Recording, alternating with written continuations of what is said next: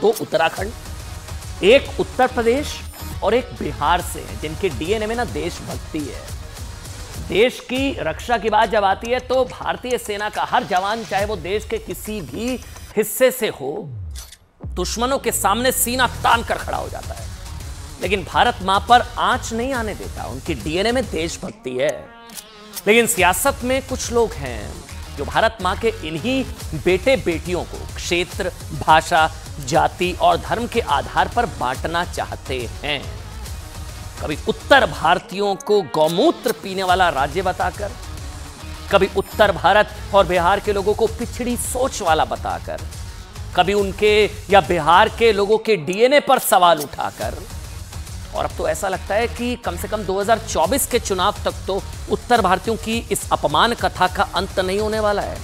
बिहार के लोगों के डीएनए पर सवाल उठाने वाले, उत्तर के राज्यों को गौमूत्र वाले राज्य कहकर नीचा दिखाने वाले इंडी गठबंधन के नेताओं को जानना चाहिए कि जिनके डीएनए पर सवाल उठा रहे हैं ना इंडी गठबंधन के नेता, कश्मीर में या पुंछ में देश के लिए प्राणों की आहुति देने वाले हमारे जवान उत्तर भारत से हैं। अब उनकी शहादत का डीएनए बताएंगे इंडी गठबंधन के नेता। इंडी गठबंधन के नेताओं की नफरत रोज नए रिकॉर्ड बना रही है।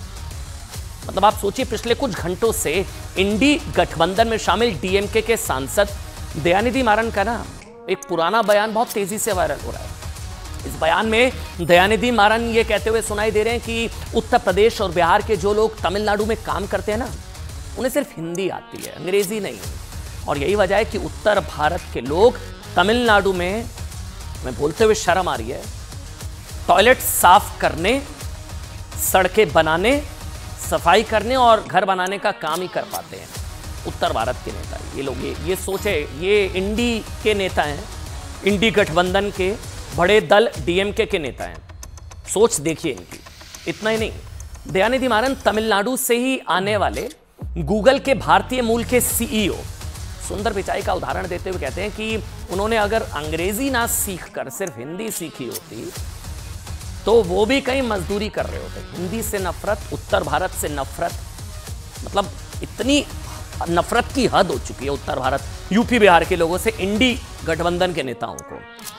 हालांकि दयानिधि मारन का ये बयान मैंने आपको बताया कुछ महीने पुराना है, लेकिन उत्तर और दक्षिण को बांटने की कोशिश के बीच उनका यह बयान एक बार फिर से चर्चा में है कि इतनी नफरत। सुनिए आप।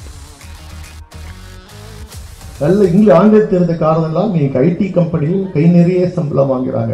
இல்லாட்டி பாருங்க ஹிந்தின்னாங்களே, உங்களுக்கு நல்லா தெரியும். இன்னைக்கு பில்டிங் கட்டுறது யாருங்க? இன்னைக்கு பாருங்க எல்லா வேலையும் வந்து யூபியில ஹிந்தி மட்டும் படிக்கிறவன் தான், பீகார்ல ஹிந்தி மட்டும் படிக்கிறவன் இங்க வந்து தமிழை கத்துக்கிட்டு இன்னைக்கு நம்ம வீடு கட்டி தரான், சாலையை பிறக்கிறான், குக்கூஸ் கழுவுறான். இதுதாங்க हिंदी படிச்சாங்க.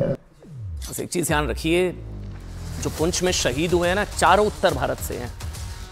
उनके डीएनए में देशभक्ति है, इनके डीएनए में नफरत होगी उत्तर भारतीयों के लोगों से। देखिए, भले ही दयानिधि मारन का ये बयान पुराना हो, लेकिन ये पहला मौका नहीं है जब डीएमके नेताओं ने उत्तर भारतीयों को ना नीचा दिखाया हो, वो यूपी बिहार के लोगों को नीचा दिखाने की कोशिश की हो। इंडी अलायंस के ज्यादातर नेताओं ने मौन साध लिया हो, लेकिन हालांकि बिहार के उप मुख्यमंत्री तेजस्वी यादव ने मारन के इस बयान की आलोचना की है, लेकिन क्या ये काफी है? मतलब आप सोचिए, इसी संसद सत्र में डीएमके के ही सांसद सेंथिल कुमार ने उत्तर भारत के राज्यों को गौमूत्र वाला राज्य कहकर बुलाया था, याद है? वो तो गौमूत्र वाले राज्य हैं। तेलंगाना के नए मुख्यमंत्रियों ने, बिहार के मुख्यमंत्री ने बिहार के डीएनए पर सवाल उठाए थे।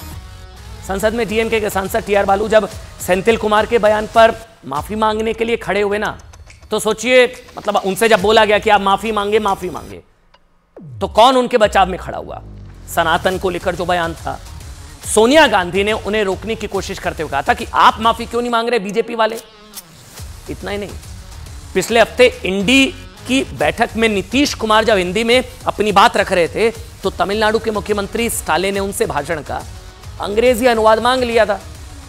नीतीश नाराज हो गए, कह दिया कि सबको हिंदी सीखनी चाहिए। तब कहासुनी हो गई थी थोड़ी सी। लेकिन आज जब उत्तर भारतीयों का सीरियल अपमान करने वाले इंडी के नेताओं को हम ये बताना चाहते हैं, सुनिएगा ध्यान से। जम्मू कश्मीर में आतंकवादियों से मुठभेड़ में जिन 4 जवानों ने सर्वोच्च बलिदान दिया है ना, उत्तर भारत के डीएनए में प्रॉब्लम है, वहां के लोगों को डीएनए में प्रॉब्लम है, बिहार के डीएनए में प्रॉब्लम है, उत्तर भारत के लोग गौमूत्र वाले हैं, सब कहते हैं ना आप लोग। जिन्होंने सर्वोच्च बलिदान दिया ना 4 जवानों ने, वो चारों उत्तर भारत के रहने वाले हैं। चंदन कुमार बिहार से, बिहार के डीएनए से प्रॉब्लम है ना इंडी गठबंधन के नेताओं को, डीएमके को खासकर। चंदन कुमार बिहार से, करण यादव उत्तर प्रदेश से, और गौतम कुमार और वीरेंद्र सिंह उत्तराखंड से। ये चारों अपने क्षेत्र, अपनी भाषा, अपनी जाति या अपने धर्म के लिए नहीं, भारत मां के लिए लड़ रहे थे। आप सोचिए, ये नेता बंटवारा करते हैं। इन चारों ने अगर अपनी जान उसी भारत की रक्षा करते हुए न्यौछावर की जिस भारत को उत्तर और दक्षिण में बांटने की कोशिश हो रही है। अब कोई सैनिक भारतीय सेना में पहला अपना कदम रखता है ना, तो वो अपने देश की रक्षा की सौगंध खाता है। वो देश जिसकी रक्षा में ये सैनिक दिन रात 365 दिन उत्तर से लेकर दक्षिण तक और पूरब से लेकर पश्चिम तक डटे रहते हैं। अभी ये कोई पुंछ की बात नहीं है। आप गलवान सोचिए ना, गलवान से कहानी शुरू होती है, कहानी तो उससे पहले से है। लेकिन 15 जून 2020 बिहार रेजिमेंट के जिन 20 जाबाज सैनिकों ने चीन की पीपल लिबरेशन आर्मी को धूल चटाई थी ना, गर्दन की हड्डियां तोड़ दी थी हमारे सैनिकों ने, याद है? हड्डी तोड़ पराक्रम गलवान में हड्डियां तोड़ दी थी चीन के सैनिकों की। लड़ाई में अपनी शहादत भी दी थी।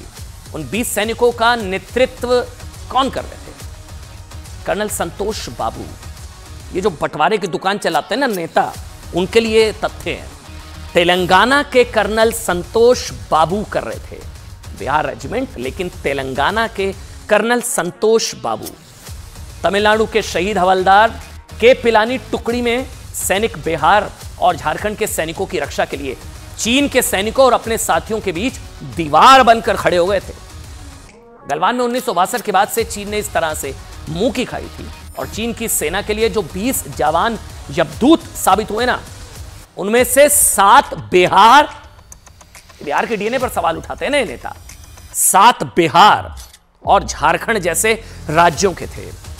जाबाजों की उस टीम में कोई मध्य प्रदेश से भी था, कोई पंजाब से भी, कोई ओडिशा से भी। सब देश के लिए थे, लेकिन सब सिर्फ देश के लिए लड़ रहे थे, अपनी भाषा, जाति, धर्म, क्षेत्र के लिए नहीं। क्योंकि देश रहेगा तो धर्म रहेगा, और देश रहेगा तो जाति रहेगी। देश रहेगा तो उत्तर रहेगा, और देश रहेगा तो दक्षिण रहेगा, और उत्तर भी मिलेगा 24 में समझता। इसको लेकर हर एक किस तरह से ये जरूर कहा जा रहा है।